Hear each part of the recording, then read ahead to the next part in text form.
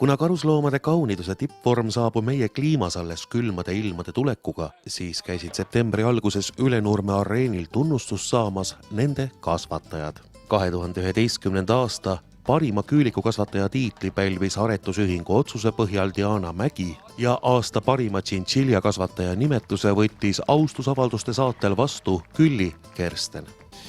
Karusloomakasvatus on olnud selline tootmisharu, mis on nüüd taas iseseisvunud Eestis teinud selliseid lainelisi käike, kui me räägime kiskjalistest, mitmesugustest rebastest, naaritsatest, siis nemad on ikka jälle lauale kukkunud, sealt jälle välja tulnud, aga erilist arengut ei ole olnud ja praegu on siis tšintšilja ja küülikukasvatajad rohkem organiseerunud ja nad on nähtavad.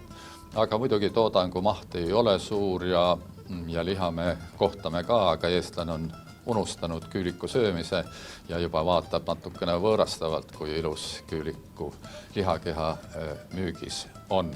Eesti kaunemaid küülikuid ja tšintšiljasid sai aga imetleda 3. detsembril Rõngus toimunud sügisnäitusel. Eesti karusloomakasvatajate aretusühingu aseesimehe Diana Mägi hinnangul, kes Rõngu näitusel ise ka kohtuniku sekretäri tööd tegi, on meie karusloomatena igati tasemel. Siiamaani on 97,5 punkti on maksimaalne tulemus, mis on tulnud. Ja kõrgemaid Euroopa standardis välja ei anta. Kuidas mõjutab aga selline sügisnäitus Eesti karusloomanahkade kvaliteedi näitajaid? Kasvatajad, kui käivad näitustel, saavad targemaks ja tänu sellele juba tulevad nendel paremad tulemused ja nad oskavad juba paari panna loomi omavahel. Millised on aga sagedasemad hindamisel ilmnenud vead? Täna on üsna palju ka esinenud luustikuveaga loomi, kus on siis, nad on kondised. Kaal on vastavuses, aga luustik on väljas, mis tähendab, et siin on geneetilise veaga. Et see on juba pärilik viga. Et lott on, loomal on lott, aga on kondide. Sellisel juhul oleks talle vaja peale ideaalset looma, kelle luustik on 5+.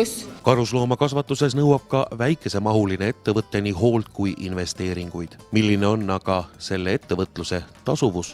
See sõltub väga hindadest ja üldisest majandustrendidest maailmas. Et kui on siiski dollar madal, siis ka nahahinnad automaatselt kukuvad, et kuna kauplemine käib muist dollarites, siis dollari hind mõjutab vägagi nahahindasid.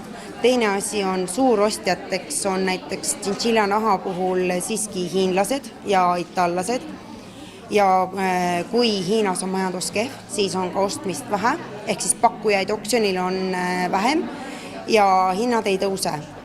Kui aga on piisaval hulgal pakkujaid, siis nad pakuvad üle ja hinnad on päris meeldivad. Kui küülikute ja tšintšiljade kasvatamine näikse täna hästi minevat, siis sootuks teistmoodi on käinud käsi neil, kes kiskelisi karusloomi kasvatavad. Tänaseks on meil järgi üks suur farm ainult, Karjaküla, ja üks väike perefarm ja ega neil eriti hästi ei lähe selles suhtes, et avalik surve on väga suur ja neil on töötajatel on vaimselt väga raske seal töötada, sest et neid peetakse kui kurjategijaid. Oma tegevuses vajalikku oskusteavet hangivad täna 38 karusloomakasvatajate aretusühingu liiget nii ühingu sees toimuva kogemuste vahetamise kui välispartnerite kaasamise kaudu. Ühing on koht, kus me jagame omavahel kogemusi ja infot ja üksinda ei suudaks mitte ükski inimene sellist näitust kokku panna.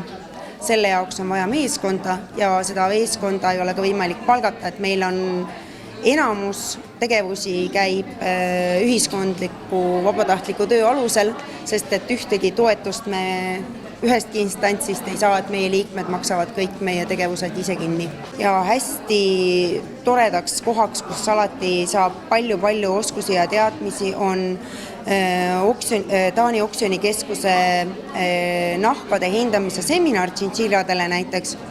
Et seal me üritame iga 2 aasta tagant käia, et oskused säiliks ja iga kord on midagi uut juurde tuua. Headest tulemustest kõneleb kahtlemata ka fakt, et kui Eesti tšintšiljakasvatajad pakkusid 10 aasta eest müügiks 200 nahka, siis tänaseks on turul juba 7500 kodumaist kvaliteetset tšintšiljanahka.